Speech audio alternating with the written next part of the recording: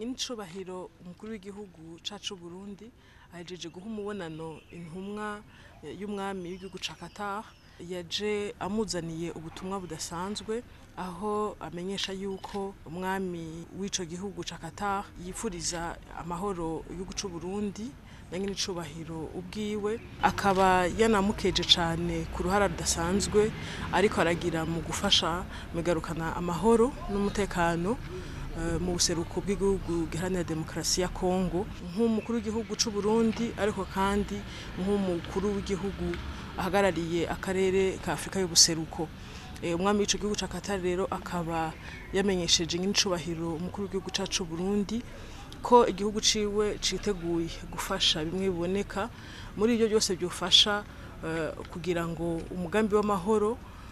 uriko urakurikiranwa n'akarere ka Afrika y'ubuseruko canke ubumwe bwa Afrika. Umwami w'igihugu ca Qatar akaba yamenyesha yuko yifuza ko mu bikorwa bizokurikira muri urwo ruganda rwo kugarukana amahoro